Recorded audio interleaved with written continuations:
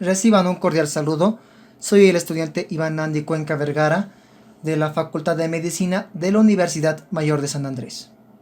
En el presente video estaremos hablando de lo que es el desarrollo del sistema nervioso. Muy bien, para empezar tenemos a las generalidades. Como todos sabemos, el sistema nervioso se compone anatómicamente en dos: el sistema nervioso central y el sistema nervioso periférico. El sistema nervioso central se compone de lo que es el encéfalo y la médula espinal. Este se origina a partir del ectodermo, específicamente de lo que sería la placa neural. Luego tenemos al sistema nervioso periférico, el cual se forma en parte por la placa neural y en parte por lo que sería la cresta neural. Continuemos. Ahora nos tocaría hablar de lo que es la neurulación, pero para ello primero debemos hablar sobre la placa neural. Esta placa neural es un engrosamiento del ectodermo que aparece el día 18 de la gestación. Se encuentra ubicado en el dorso de la notocorda. Y la neurulación sería el proceso por el cual, a partir de esta placa neural, se conforma el tubo neural. Para ello, podemos ver que la placa neural se hunde y se conforma el surco neural. Y también sus bordes laterales conformarían lo que serían los pliegues neurales. ¿Qué pasa con estos pliegues? Estos se unen a nivel del cuarto somito y de aquí continúan cefálica y caudalmente, conformando así el tubo neural, el cual también presentará lo que serían el neuroporo craneal y el neuroporo caudal. Estos neuroporos deben cerrarse. El neuroporo craneal se cierra el día 25 y el neuroporo caudal se cierra 3 días después, es decir, el día 28. Cabe resaltar que la falta de cierre de estos neuroporos causa malformaciones como la anencefalia, que mostraremos más adelante. Luego tenemos aquí a lo que serían las crestas neurales. Como podemos ver en la imagen, se conforman de los pliegues neurales. Estos se separan del ectodermo superficial y se encuentran entre lo que es el tubo neural y el ectodermo superficial. Darán origen a diferentes estructuras, tanto del sistema nervioso como de otros sistemas, como podrían ser los melanocitos o los melanoblastos, perdón. Continuemos. Luego tenemos que el extremo cefálico del tubo neural muestra 3 dilataciones, o también llamadas vesículas encefálicas primitivas, como podemos ver en la imagen. Estas serían en total de 3: el prosencéfalo o cerebro anterior, el mesencéfalo o cerebro medio y el rombencéfalo o cerebro posterior. Continuemos. Estas vesículas encefálicas primitivas, alrededor de la 5ª semana, se conformarán en lo que serían las vesículas encefálicas definitivas. Y como podemos ver en la imagen, el prosencéfalo dará origen a lo que es el telencéfalo y al diencéfalo.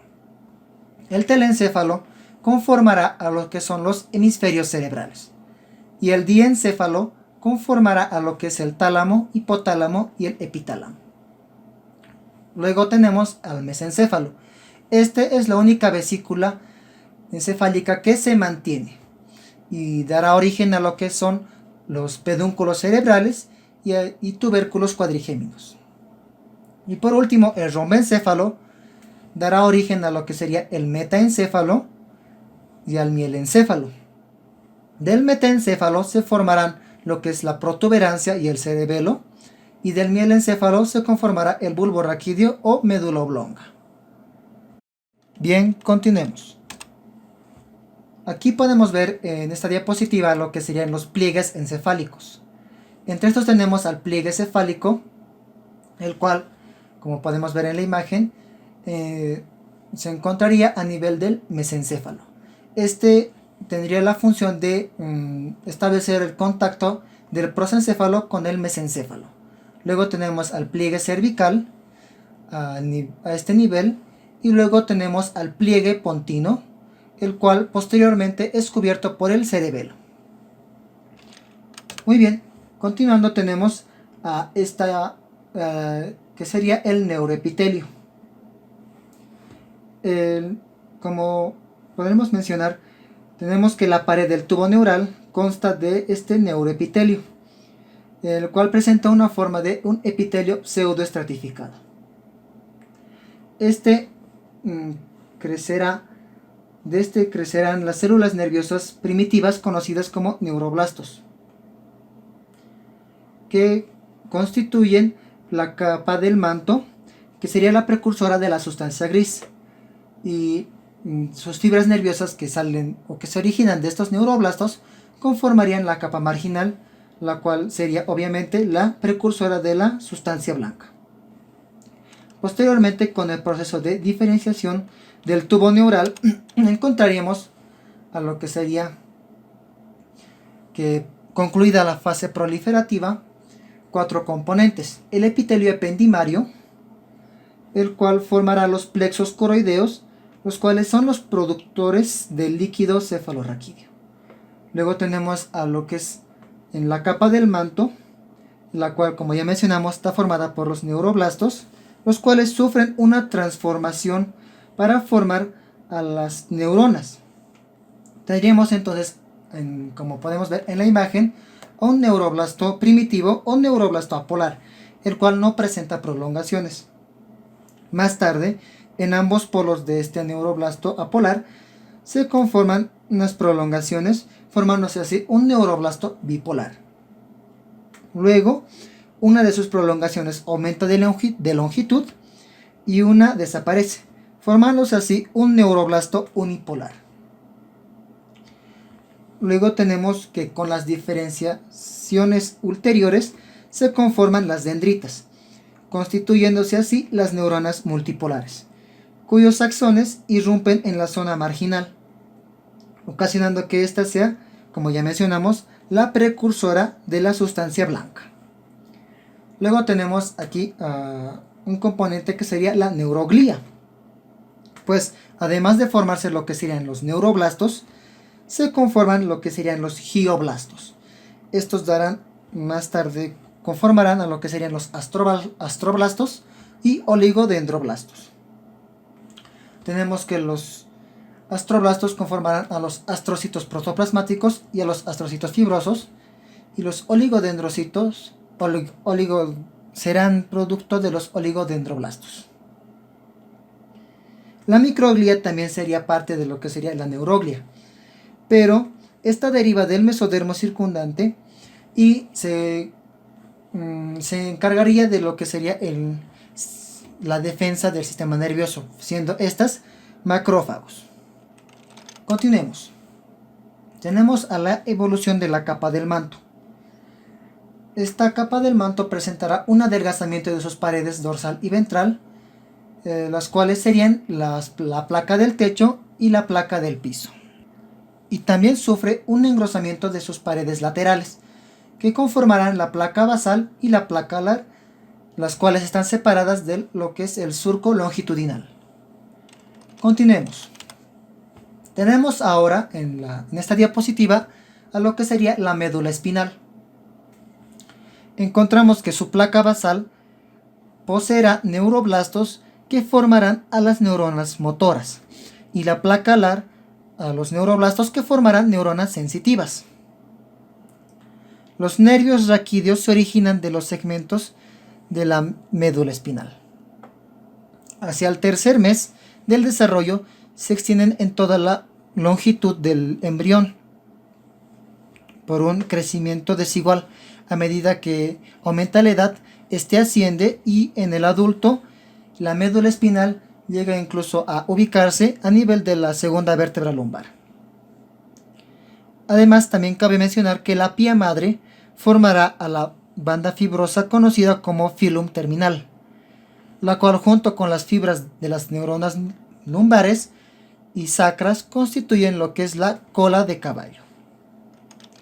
Continuemos. Aquí podemos presenciar lo que mencionamos antes, el cambio de posición de la médula espinal. Luego tenemos al mielencéfalo. Como podemos ver acá, el mielencéfalo dará origen a lo que es el bulbo raquídeo. Su placa basal poseerá un eferente somático para inervar a los músculos derivados de los sómitos occipitales.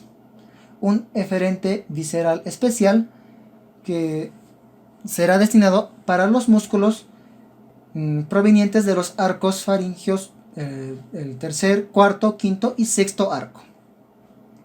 Y un eferente visceral general que mostrará inervación para la musculatura involuntaria del corazón, del intestino y del aparato respiratorio.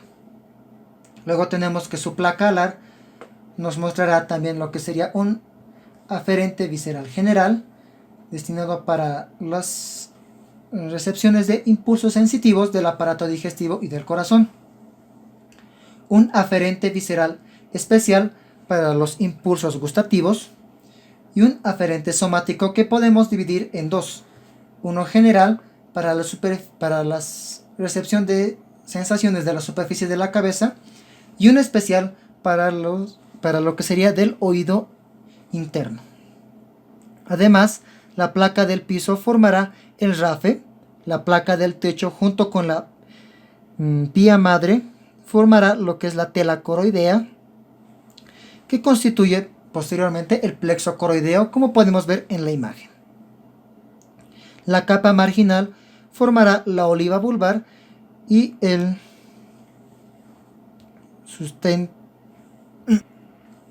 sustancia reticular vulvar. Su cavidad conformará parte de lo que es el cuarto ventrículo. Continuemos. Tenemos también un derivado del metencéfalo que sería el puente.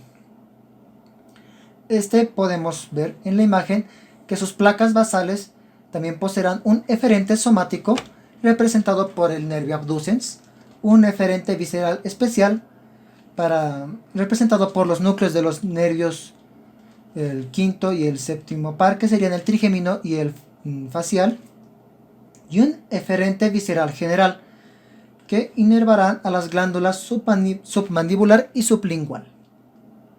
Tenemos también a lo que serían las placas alares, que conformarán un aferente visceral general conformado por neuronas del núcleo dorsal del vago, un aferente visceral especial y un aferente somático que posee neuronas del nervio trigémino. La placa del techo y del piso son homólogas al mielencéfalo. Su capa marginal actúa como vía de paso de fibras que conectan la corteza cerebral y cerebelosa con la médula espinal. Además conformará la parte restante del cuarto ventrículo. Continuemos. Tenemos ahora en esta diapositiva a lo que sería el cerebelo, el cual igual se forma de lo que es el metencéfalo. Se origina de lo que son los labios rómbicos, y estos labios rómbicos se originan de lo que serían las partes dorsolaterales de las placas alares. Estos se ponen en contacto en la línea media. Luego tenemos la conformación de la placa cerebelosa, la cual se debe a la profundización del pliegue pontino. Esta placa cerebelosa a las 12 semanas presenta el vermis cerebeloso y a los hemisferios cerebelosos. Y como vemos en la imagen, una fisura transversa separa el nódulo del vermis y el flóculo lateral de los hemisferios, conformándose así lo que es el lóbulo flóculo nodular, el cual es la parte más primitiva del cerebelo y el encargado del equilibrio subconsciente. Posteriormente aparecen nuevas fisuras transversales, dándole así su aspecto definitivo al cerebelo. Ocurre también lo que es una diferenciación celular en el sexto mes. En la granulosa externa se conforman lo que serían las células del cesto, estrelladas y granulares. Y en la granulosa interna se conforman células de Purkinje y de Golgi. La Luego tenemos que la corteza cerebelosa definitiva se forma por tres capas. Una molecular que contiene células del cesto y estrelladas, una capa intermedia con células de Purkinje y una capa granular profunda conformada por células granulosas y de Golgi. Los núcleos dentados se formarán de células de la capa del manto que no llegaron a migrar a la corteza. Continuemos. En esta diapositiva podemos observar a lo que sería el desarrollo del mesencéfalo. Este, como sabemos, aparece en la cuarta semana y de aquí no presenta división alguna, siendo, como ya mencionamos, la única vesícula que se mantiene. Esta conformará en sus placas basales un eferente somático encargado de inervar los músculos extrínsecos del ojo, un eferente visceral general encargado de inervar a los músculos intrínsecos del ojo. Además conforma el núcleo pupiloconstrictor. Sus placas alares conforman lo que son los tubérculos cuadrigéminos. Estos tubérculos cuadrigéminos son en total de 4, 2 superiores y 2 inferiores. Los superiores tienen una correlación y reflejo para los impulsos visuales, y los tubérculos cuadrigéminos inferiores para los reflejos auditivos. La placa del piso en el mesencéfalo está ausente y la placa del techo desaparece tempranamente. Su capa marginal conformará los pedúnculos cerebrales y su cavidad disminuye de diámetro y conforma lo que sería el acueducto de Silvio, que comunica el cuarto ventrículo con el tercer ventrículo. Continuemos. Tenemos ahora al diencéfalo. De sus paredes laterales se formarán lo que son las vesículas ópticas. También podemos mencionar que en sus placas basales desaparecen y sus placas alares presentan el surco hipotalámico, el cual los separa y conforma lo que sería el tálamo e hipotálamo. En su piso también se forma una evaginación, el cual sería el infundíbulo, que dará origen al tallo y a la neurohipófisis. Y además del piso también se conformarán lo que serían los tubérculos mamilares y el quiasma óptico. Además, en la placa del techo se forma lo que sería la epífisis hacia la séptima semana y también la tela coroidea, formada por células ependimarias, y su cavidad conformará a lo que es el tercer ventrículo. Continuemos. Tenemos ahora al teleencéfalo, el cual formará los hemisferios cerebrales. Presenta inicialmente una porción media, que sería la lámina terminal, y 2 evaginaciones laterales, que constituyen los hemisferios cerebrales. Estos, a medida que crecen, cubren las vesículas encefálicas. Sus paredes expandidas conforman a los precursores de los lóbulos frontal, parietal, temporal y occipital. Luego tenemos que estos hemisferios están constituidos por un palio, o también conocido como corteza cerebral, el cual se invierte a la disposición original. ¿Qué quiere decir esto? Que la capa del manto se dirige hacia el exterior y la capa marginal queda en el interior, teniendo así la sustancia gris por fuera y la sustancia blanca por dentro. Los hemisferios también estarían constituidos por 3 sectores: un arquipalio, un paliopalio y un neopalio, siendo el arquipalio el más primitivo y el neopalio el que se conforma al final. También cabe resaltar que las neuronas que migraron hacia el exterior, conocidas ahora como neuronas corticales, sufren un proceso de diferenciación y toman una forma piramidal, las que estarán destinadas a áreas motoras, y una forma granulosa, las que están destinadas a las áreas sensitivas. Continuemos. En esta diapositiva podemos observar a lo que es el cuerpo estriado, que conforma el piso de los hemisferios cerebrales. Estos se van a formar de lo que serían los neuroblastos que no sufrieron migración. Como podemos ver en la imagen, es penetrado por la cápsula interna y se divide en dos núcleos, el lenticular y el núcleo caudado. El lenticular a su vez dará origen a lo que sería el globus pallidus y el putamen. Se forma también un nuevo haz por fuera del putamen, que sería la cápsula externa. Continuando, tenemos en esta diapositiva lo que serían las comisuras interhemisféricas. En esto podemos encontrar primero a lo que sería la lámina terminal, la cual une a los hemisferios desde su inicio. Además es el tejido nervioso que cierra el neuroporo cefálico. Luego se integran a esta lámina terminal otras comisuras, entre las cuales podemos mencionar a lo que es la comisura anterior, la cual contiene fibras que conectan el bulbo olfatorio y el área cortical. La comisura del hipocampo, la cual nace del hipocampo, converge en la lámina terminal y llega hasta el cuerpo mamilar y el hipotálamo. La comisura del cuerpo calloso, que conecta las áreas no olfatorias de la corteza cerebral, y el quiasma óptico, formado por fibras cruzadas del nervio óptico. Además, se forman otras comisuras debajo y en posición rostral a lo que sería la glándula pineal, las cuales son, como podemos ver en esta imagen, la comisura posterior y la comisura avenular. Continuemos. Tenemos ahora a lo que serían las meninges, que son producidas por una inducción ejercida por el sistema nervioso central. A partir del mesenquima laxo circundante se forma lo que se conoce como la meninge primitiva, y a partir de esta se forman lo que es la pía madre, la aracnoides y la dura madre. La pía madre es la más interna y conformaría lo que es la tela coroidea.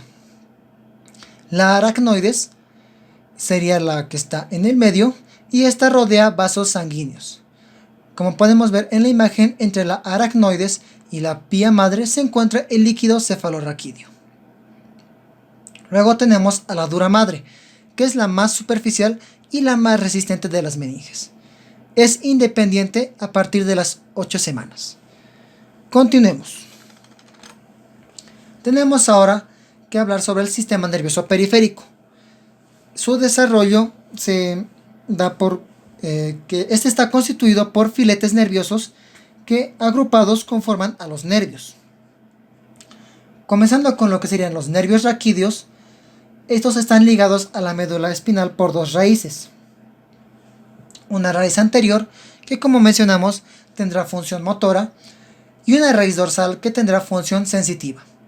Esta última, como podemos ver en la imagen, presenta que sería el ganglio raquídeo, el cual presenta neuronas sensitivas pseudo-unipolares. De estas neuronas, la prolongación central va hacia la médula y la prolongación axónica hacia la periferia, teniendo una terminación en el órgano receptor.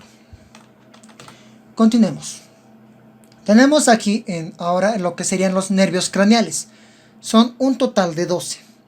Tenemos a los sensoriales o sensitivos, que serían 3, el olfatorio, el cual recibe información de la mucosa olfatoria, el óptico, el cual recibe información de la retina, y el auditivo, el cual recibiría información de lo que sería el órgano de el oído interno. Luego teníamos a los motores somáticos, entre estos el oculomotor, el tercer par, el patético, el abducens y el hipogloso. Y entre los pares mixtos encontramos al trigémino, que sería el quinto par, al facial, el séptimo par, el glosofaringio, que sería el noveno par, el neumogástrico, también conocido como vago, que sería el décimo par, y el espinal, que es el par 11. También es conocido como nervio accesorio. Ahora vamos a hablar sobre lo que eran las malformaciones del sistema nervioso central. Como mencionamos, aquí tenemos lo que es la anencefalia. Esta se produce por la falta del cierre del neuroporo craneal el día 25. Y como podemos ver en la imagen, se puede apreciar que no se desarrolla lo que sería el cerebro, y esta generalmente es mortal. Se tiene que realizar una extracción del óbito fetal. Continuemos. Tenemos a lo que es el encefalocele, el cual es una herniación del tejido nervioso por un defecto en la fusión de los componentes de la escama del occipital. Luego tenemos a lo que es la espina bífida, la cual es una alteración en la que falta el arco neural de las vértebras, afectando así al tejido nervioso. Como podemos ver en la imagen, este se encuentra ya por fuera. Luego tenemos a lo que sería la hidrocefalia. Esta es la acumulación de líquido cefalorraquídeo en los ventrículos. Puede ser por taponamiento de lo que era el conducto de Silvio. También podemos observar lo que es la microcefalia, la cual presenta lo que sería una característica que es un cerebro pequeño en un cráneo pequeño. Generalmente está acompañado de lo que es retraso mental. Luego tenemos en malformaciones del sistema nervioso periférico, que estas son generalmente ramificaciones anómalas de los plexos nerviosos. Y una relacionada con el sistema nervioso autónomo que cabe mencionar sería la enfermedad de Hirschsprung, o también llamada como megacolon. Esta se forma por ausencia de los plexos de Meissner y de Auerbach. Se denomina también megacolon debido a su gran tamaño. Esto habría sido todo por mi parte. Muchas gracias por su atención. Hasta luego.